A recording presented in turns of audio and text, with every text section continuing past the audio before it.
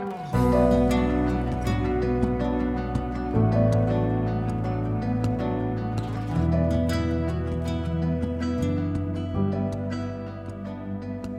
are listening to What They Left Behind, a podcast where we explore topics related to ancestry and genealogy. I'm your host, Katie, professional genealogist, and today you might have guessed what we're talking about if you recognize the title. We are going to be talking about Anastasia and the Romanov family. Now, you might be asking, Katie, what does this have to do with genealogy? The story of Anastasia, which I was introduced to at about age 5, was actually the first time I was introduced to the idea that someone may not know where they came from, what their identity is, who their family was. I personally grew up fairly privileged, knowing my general heritage, coming from a family where there were folks who were interested in that, and so that information had been passed along. But this idea specifically presented to me by a film that came out in 1997. Now, I think you're probably thinking of the one that Don Bluth directed, but actually, I grew up with a different movie. Um, I did go back and rewatch it as part of my research for this episode, and it is terrible. I grew up with a version of Anastasia. It was called Anastasia that was put out by Golden Films as part of the Enchanted Tales collection. And let me tell you, it was bad. I loved it, but I think it was mostly because the general idea of it was just so appealing. Um, to a little girl who didn't know who she was, and it turns out she was actually a princess. Like, who doesn't want that story? We all feel like we want to be special and to have our identities be important, and so the story of that really resonated with me. Now, again, the version that I grew up with actually also came out in 1997. It was released before the Don Bluth version. It was honestly pretty different. Now, if you grew up with the more popular 1997 Anastasia, you know that the majority of the movie takes place in the years after the abdication of Nicholas, and it mostly takes place years later. Whereas the version I grew up with actually started around the time Rasputin came to the Romanov home to help Alexei with his, what we now know as hemophilia. And this version also had Rasputin as the villain and having mystical powers, but it also had talking birds that came out of the Fabergé eggs that were given to Anastasia on her birthday for some reason. Yeah, it just honestly rewatching it, it was weird and bad. It is available on YouTube if you want a taste of that, but so yeah, so Anastasia, like I said, my first introduction to the idea that somebody might not know who they are, which I understand is a privileged take. There are plenty of people who don't know their heritage, or maybe were orphaned or adopted, or there's a multitude of reasons that you might not know where you come from. So I realize that this is kind of where at least a seed for my fascination with genealogy came from, and wanting to know more about where I came from. So I wanted to honor that by doing an episode on the Romanovs and Anastasia. And I know that for some folks who might be listening to this, you may already know a lot of what I'm going to tell you, but I did find out somewhat recently there are quite a few people, at least in my life, who have either never seen the movie or had no idea that Anastasia was actually a real person. So I'm hoping that I get to at least teach some people some new stuff, and I am hoping to do a little bit more of a deep dive than some other shows or podcasts have done. I definitely had a small hyperfixation on this story when I was younger. And so now, anytime personally I listen to a podcast episode about Anastasia, I have those moments where I'm listening to the host tell the story and I'm like, they forgot this piece of information that's part of the context. And after I did a little bit more in-depth research for this episode, I realized there's absolutely no way to fully give context. And kudos to the podcast hosts who decided to do episodes on this and were able to pick out important information and still be able to tell the story in the way that they wanted to. So, actually, before we start, this is something I forgot to do last episode, which is to talk about my sources. I referenced the Encyclopedia Britannica quite a bit, a website called historiamag.com, hemophilia.org, history.com, alexanderpalace.org, romanovs.eu, and an article from Refinery 29.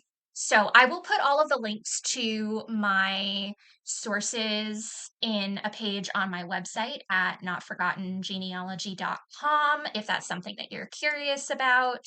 And I do apologize for not including those last episode. I will also make a page for last episode's sources as well.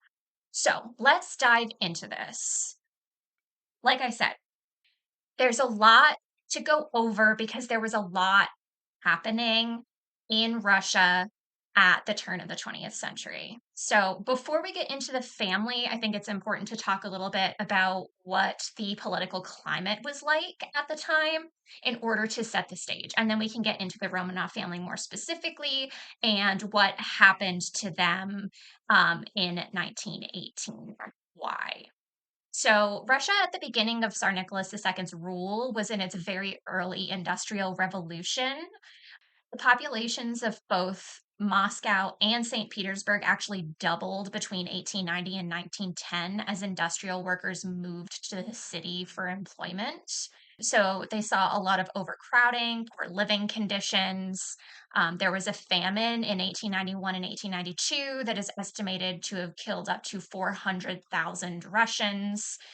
Now, serfdom was actually not abolished in Russia until 1861. Now, this is a practice that in most countries had been abolished like just after like the Middle Ages. Like it was not common for this to still be practiced. Now, serfdom is the practice of peasants basically in being allowed to stay on land had to work it and basically give up the uh, all of the produce of farming and labor to the landowners. They were not allowed to own land until 1861.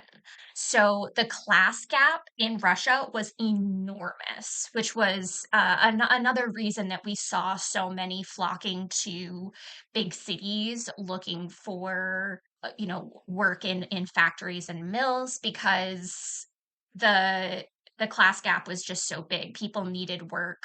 They were only the peasants were only allowed to own land for like 45 years prior to when Nicholas was crowned. So, and the political climate was incredibly tumultuous. Nicholas's grandfather, Alexander II, was actually assassinated in 1881. And his father, Alexander III, was not exactly well liked by the Russian public. So on November 1st of 1894, Nicholas's father, Alexander III, dies. Now, this is especially bad timing because only a couple of weeks away from this death was supposed to be the wedding of Nicholas. He had fallen in love with Alex of Hesse, who was granddaughter of Queen Victoria. And it had taken years of trying to convince his family to let him marry Alexandra. Well, she became Alexandra. She was known as Alex, which is a German version of Alice, which was her mother's name. Now, Alex grew up in England, and actually, Queen Victoria desperately wanted to set her up with the heir to the English throne, who was also Alex's first cousin. Not uncommon at the time, but just that it should be mentioned. Prince Albert Victor of Wales, who for some reason was known to his family as Eddie. And there are tangent here. There are actually those who believe that Eddie was the infamous Whitechapel murderer Jack the Ripper, which has absolutely nothing to do with the rest of our story, but I found it to be really interesting. Anyway, so Nicholas's father starts getting ill and finally allows for the engagement and eventual marriage of Nicholas to this woman that he has fallen in love with, who becomes Alexandra when she converts to Russian Orthodoxy, which she was extremely actually hesitant to do. She was a devout Lutheran, and her faith was very important to her.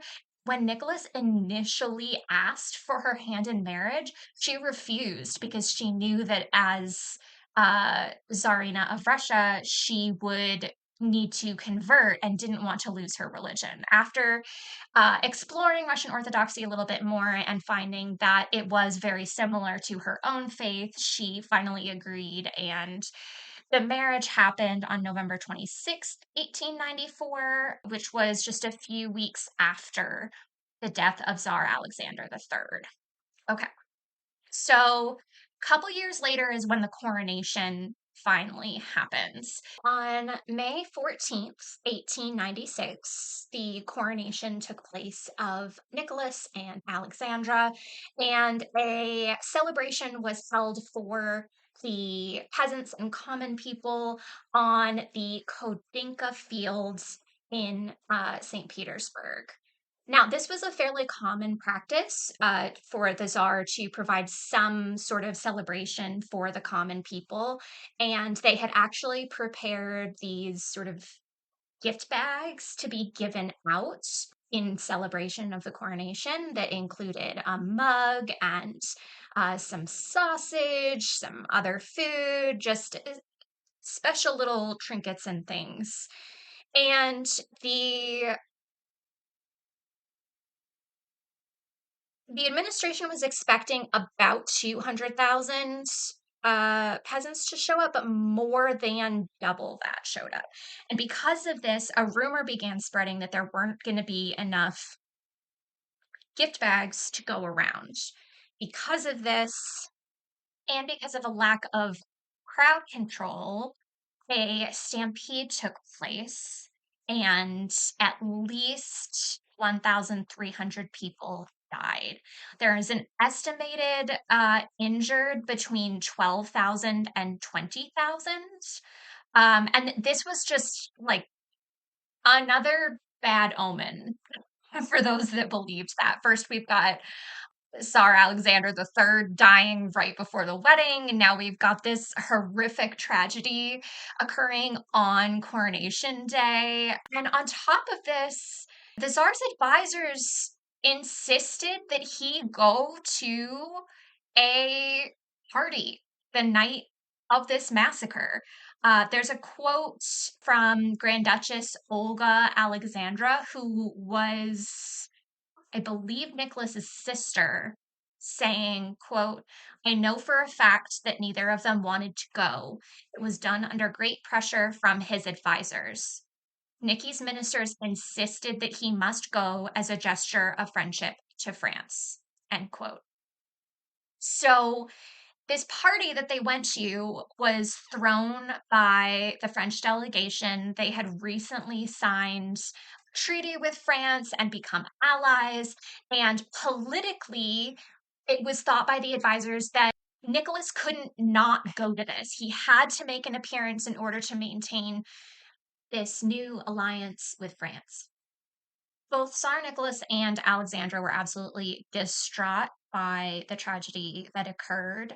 According to tsarnicholas.org, quote, Nicholas allotted some 90,000 rubles to the victims' families out of his own personal funds and not the state's. He ordered that 1,000 bottles of port and Madeira were to be sent to hospitals for the wounded, and the sovereign himself visited the wounded in the hospitals and attended the funeral service for the dead. Further, all orphans received a pension until they were of age. End quote.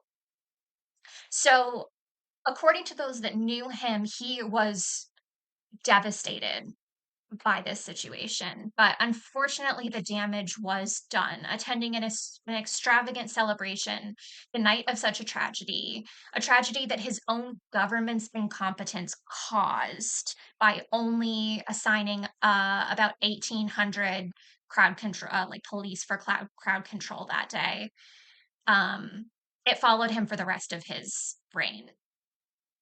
In the early 20th century, Nicholas focused on expanding the railway system in Russia that his father had begun the prior decade. In 1904 and 1905, Russia went to war with Japan in what was largely a territorial conflict caused by the Trans-Siberian Railroad and Russia's desire for a more southern port to use when theirs were frozen in winter. Nicholas was pressured by his uncles and ministers to go to war, and at the time, they thought it would be an easy victory, believing the Japanese military was no match for Russia's. Significant casualties over the war forced Russia to pursue a peace agreement, and the war ended in what was seen as a humiliating defeat for the Tsar. So this is a man who comes from this dynasty who is ruling over an empire that has been built by the victories of military conquest and the claiming of territories. And basically, things aren't going super well for him. It should be said that Nicholas's father, Alexander III, was planning on giving Nicholas some instruction on how to be the ruler of such an empire when he turned 30.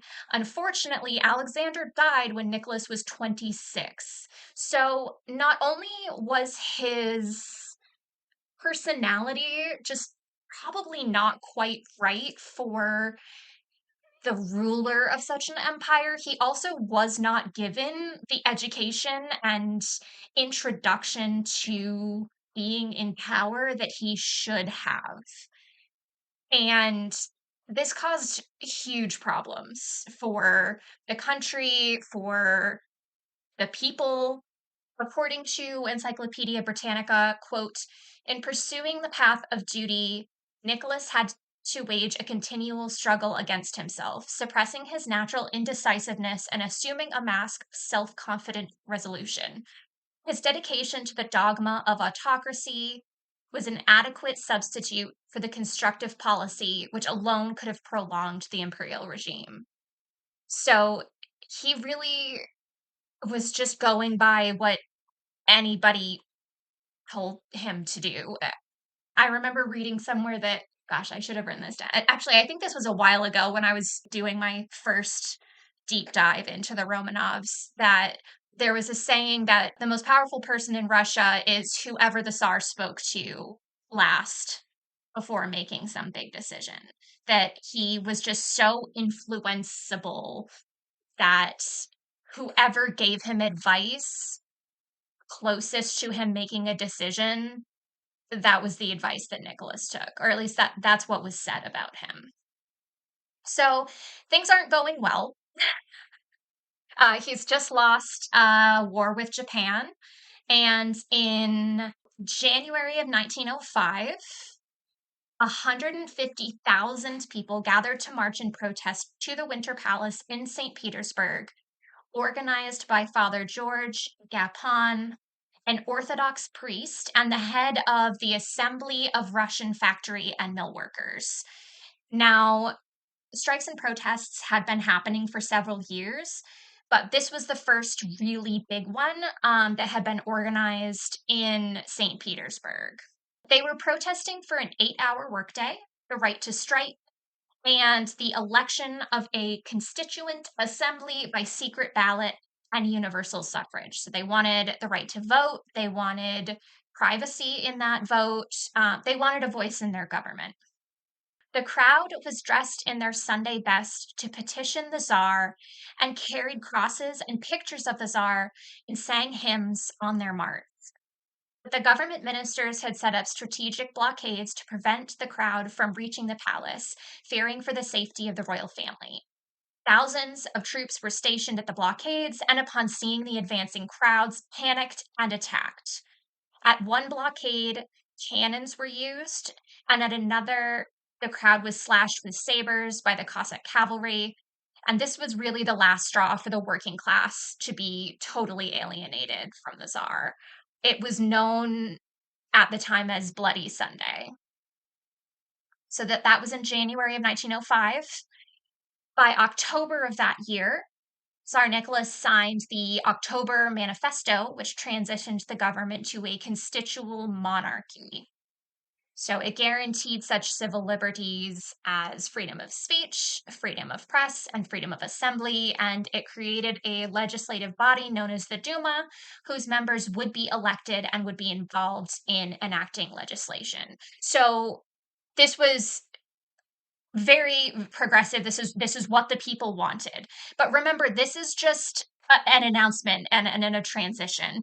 In April of the following year, in April 23rd, 1906, the fundamental laws were announced. And from the Encyclopedia Britannica, quote, but the fundamental laws issued in April of 1906 before the first Duma met in May of 1906 deprived it of control over state ministers and portions of the state budget and limited its ability to initiate legislation effectively.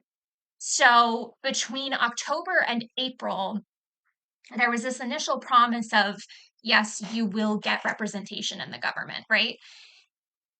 And then when that legislative body was supposed to be assembling, a new law was put out that basically slashed the amount of power that this group would have. So I think people were hopeful for a little bit. The October Manifesto quelled some of the riots that were happening. They thought, okay, the government is listening to us. We're going to get a say. And then April came around and it turned out that not really. So this is sort of the groundwork for what is going to happen in the next decade or so. But let's switch gears for a minute here and focus on the Romanov family. There were 4 sisters. Olga, who was born November 15th, 1895, Tatiana, born June 10th, 1897, Maria, born June 26th, 1899, and Anastasia, born June 18th, 1901. They actually used to sign their letters as Atma, just taking the first letter from each of their names. And they were all very good friends. Then finally in 1904 on August 12th, Alexei was born. So these are the 5 children of the Romanov family. They were brought up in a way that the Tsar and Tsarina didn't want them they didn't want them brought up in too much luxury because they were afraid it would spoil them. So they had good intentions. The children had cold baths, they ate simple foods, they slept on folding camp beds. The girls each shared rooms, so the older 2 shared a room. Olga and Tatiana shared a room, and Maria and Anastasia shared a room. And the Alexandra, the Tsarina, would actually scold her children if they'd ordered their servants to do something that they were perfectly capable of. So there was this very. It seemed as though the parents were bringing them up as practically as they could. They didn't want their children to be spoiled. They wanted them to be capable and down to earth. In fact, actually, Olga and Tatiana actually joined their mother working as a surgical nurse for soldiers during the war, and saw some really horrible things. They were making an effort to be involved and be helpful, and I think it was just a little bit too little too late. When you think of, okay, cool, like this family wants their children to be brought up not spoiled, but they still have, beautiful palaces and jewels, and they don't ever go hungry. And the country is literally starving and being worked to death. So I admire their intentions, but I absolutely understand where the people were coming from when they looked at the royal family and saw such a difference between what their lives were like and what it was like to live hand to mouth. So let's dig into the kids a little bit more specifically here. So Olga was said to be generous and stubborn and intelligent. She often clashed with her mother, but enjoyed walking with her father and discussing their change of circumstance after his abdication. Being the eldest, she was the most aware of the people's hatred towards her parents, and the awareness seemed to truly affect her. Tatiana was known as traditionally beautiful, willowy. She paid attention to the fashions of the time and gained the attentions of soldiers and officers. She was once gifted a French bulldog named Ortino, who was loved by the whole family and was actually with them in Ekaterinburg at the end. Um, Maria was left-handed and artistic. She loved babies. She would just scoop them up and kiss their little faces anytime she came across one. She dreamed of marrying and having her own family. She seemed the most insecure about her place in the family and questioned how much she was loved, which was not an uncommon experience for middle children. Speaking as a middle child, sometimes it's hard to find where your place is, especially if you've got two older, beautiful, and confident sisters, a younger sister who was considered bold and spirited, and a younger brother who was literally heir to the throne. So that's Maria. And then Anastasia was known as the jokester of the family. Her tutors claimed she learned more quickly than her other siblings, but would also more easily become bored. She loved music and played the balalaika and guitar. She seemed to take it upon herself to keep Alexei's spirits up when he was having an episode and was very close with both her brother and older sister Maria. She was also a great animal lover, reportedly losing her humor and wit for months after the sudden loss of her childhood dog, Fidzig. And in an attempt to cheer her up, she was given another dog named Jimmy, who was also with the family in Ekaterinburg. So Alexei, the youngest, it was discovered very quickly, likely on the day of his birth, that he had hemophilia, which was the worst fear of his mother. She knew that it ran in her family, and she was actually terrified of having a boy, despite the pressure to produce an heir, because she was so scared that any son she had would have this disease.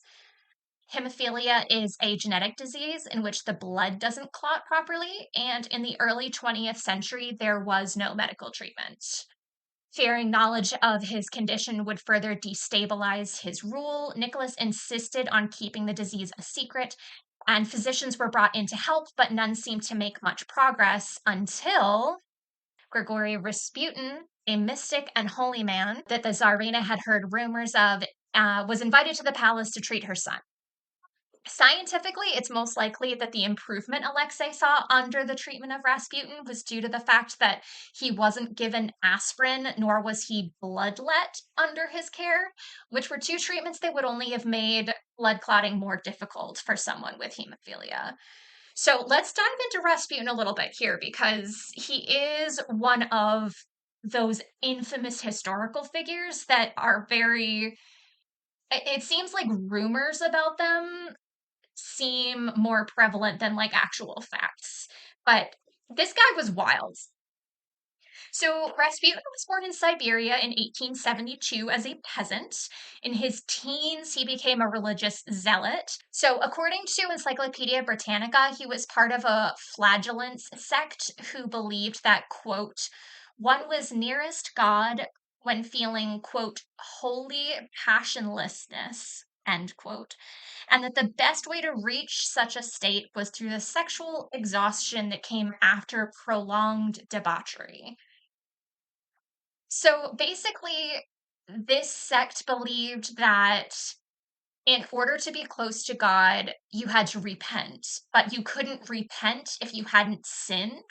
So they would basically have these like huge debaucherous parties and orgies, and they believed that taking part in those types of activities and then repenting brought them closer to God. Um, yeah, we're just gonna leave that there. That's its own thing.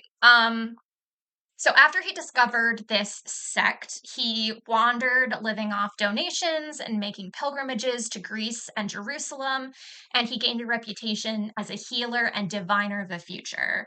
In 1908, he was invited to the palace to help Alexei during one of his bleeding episodes, and after easing the boy's suffering, he gave Nicholas and Alexandra prophecy that the destiny of both Alexei and the dynasty were irrevocably linked to him. And believing in his mystic powers, the Tsar and Tsarina became heavily influenced by the man they believed was responsible for saving their son's life repeatedly. Okay, so we're going to jump back in here in August of 1914 when Russia entered World War I, then known as the Great War. According to History.com, militarily, Imperial Russia was no match for industrialized Germany, and Russian casualties were greater than those sustained by any nation in any previous war. Food and fuel shortages plagued Russia as inflation mounted, and the already weak economy was hopelessly disrupted by the costly war effort. So remember, this is only 9 years after the march that became known as Bloody Sunday. Like, people were already struggling and demanding better living conditions. And then Russia joins this war where they're just being absolutely annihilated because they can't keep up technologically. Like, they don't have the artillery and the guns that Germany has. Actually, at this time, St. Petersburg was renamed to Petrograd because they thought that the original name sounded too German and they wanted to distance themselves as much as possible from any German connections. In 1915, Nicholas took command of the army at the pressure of his advisors, despite having almost no tactical experience at all.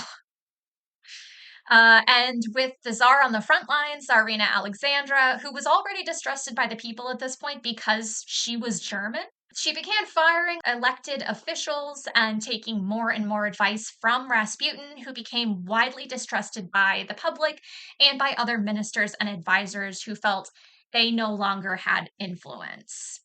In fact, on December 30th of 1916, Rasputin was murdered by Russian nobles. But it was a lot harder than they thought it was going to be. He was lured to the Yusupov palace and given food and wine laced with cyanide, which he had seemingly no reaction to. Once they realized their poisoning plan wasn't working, the nobles shot him at close range and, believing him to be dead, left the room to discuss what to do with the body. When they realized Rasputin was not only still alive, but making an attempt at escaping the palace, they shot him in the head, beat him, bound him, and threw him in the river. His body was found several days later, and upon examination, found water in his lungs and wounds on his hands, indicating he was scraping at the ice, meaning he was still alive after being poisoned, shot, and beaten. The conspirators were later found and exiled, but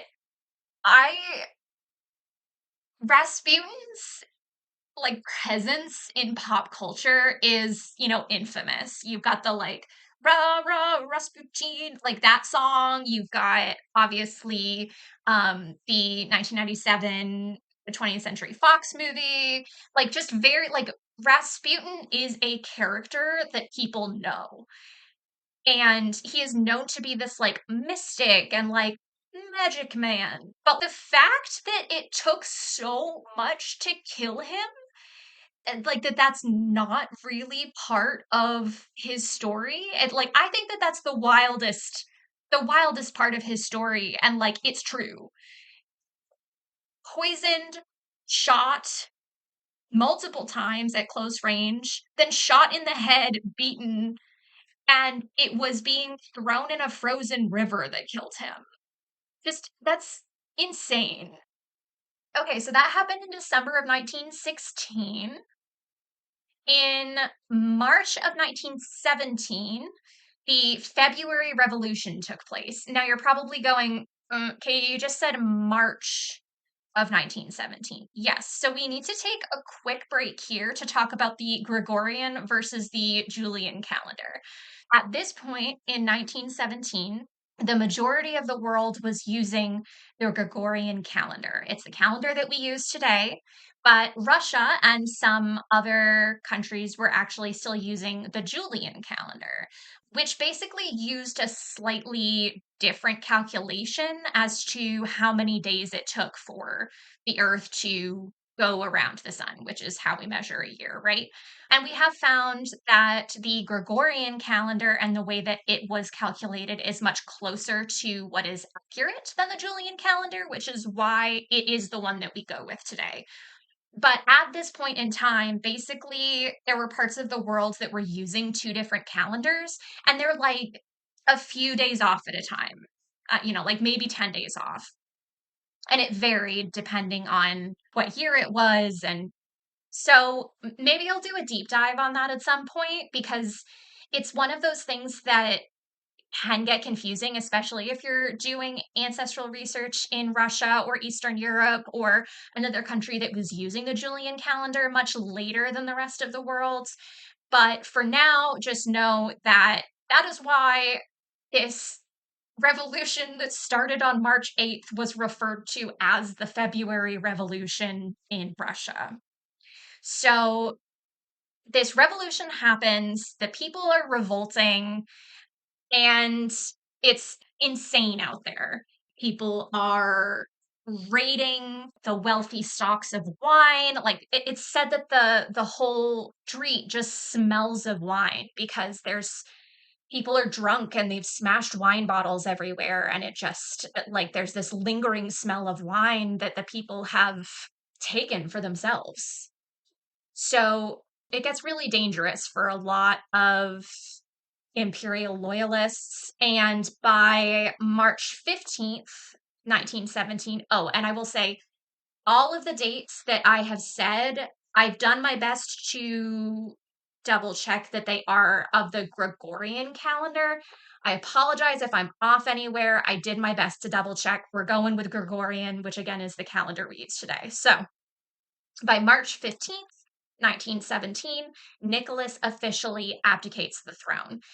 So first, his brother Michael takes the throne. He's Tsar for less than a day, realizes this is a bad job. I don't want this. This is going to get me killed.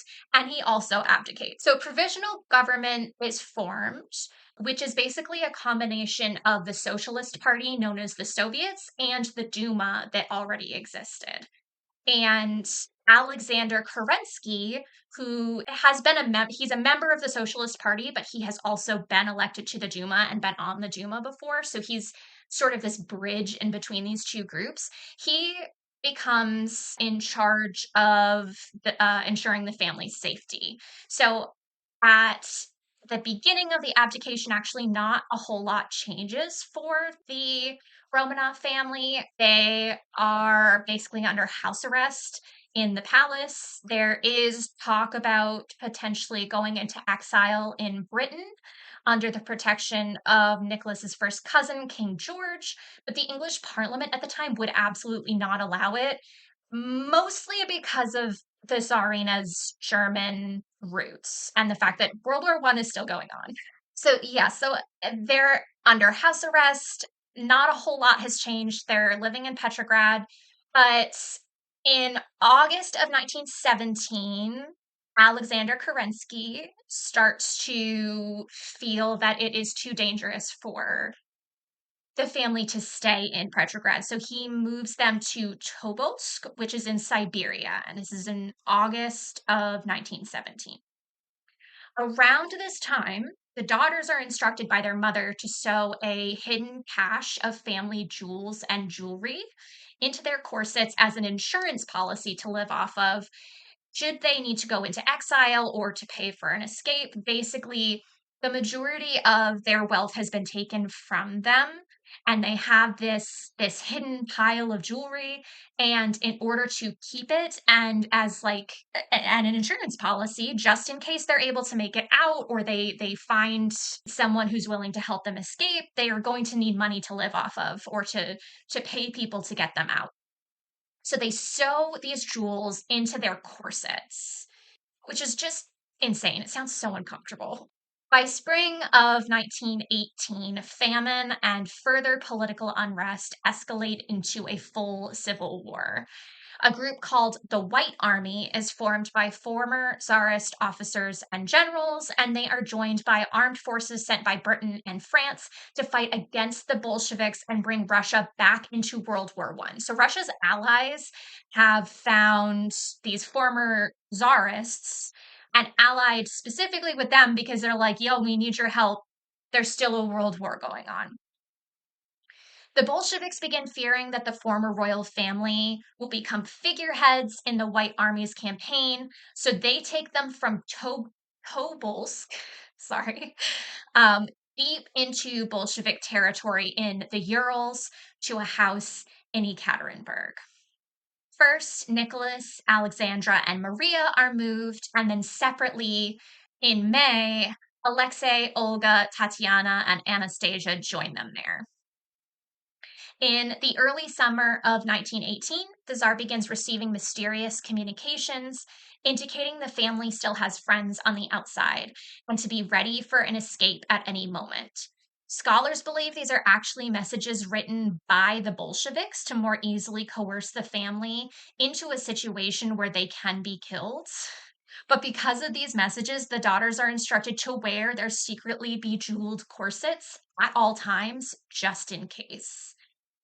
By July of 1918, the Bolsheviks have replaced the guards in the House of Purpose, as it was known to them, which is just like the eeriest name.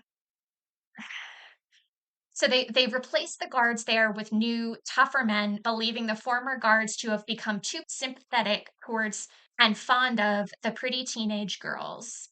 Yakov Uralsky, who was a former army medic, takes personal command of the house. And though he is strict about rules being followed within the house, he does allow a priest to come give the family communion upon their request. So there's this like small level of trust that has been formed between Jurowski and Nicholas because he has given in on some of the requests that Nicholas has asked for, including specifically this priest to come give the family communion. So we're still in July of 1918. The White Army is approaching. They're within 20 miles of Ekaterinburg. Family can actually hear gunfire from this quote unquote safe house that they're in. And the Bolsheviks are starting to panic. So it's time for them to use their last option here. So, and I am going to give a trigger warning here. I tried to be as detailed as I could about what happened without getting too gory. But feel free to skip ahead a few minutes if you don't want to hear details. So it's July 17th, 1918, and around 1 a.m., the family are woken and told to dress as the fighting was approaching and they needed to be moved for their safety.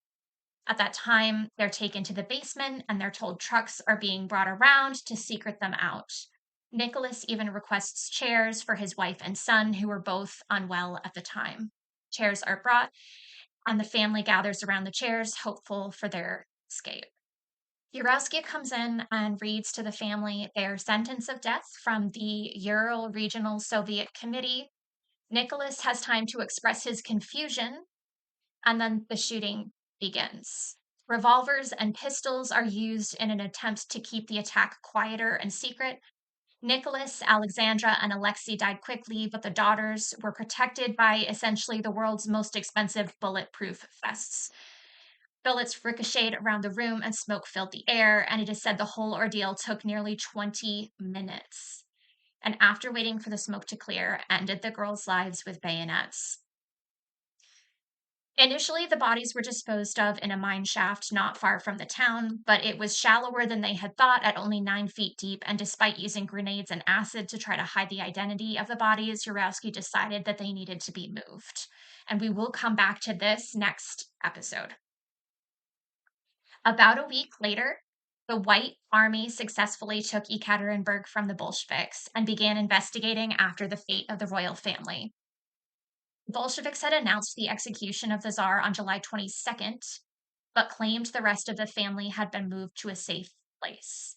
Years of confusing rumors persisted that laid the foundation of the rumor that one or more of the family had survived the massacre.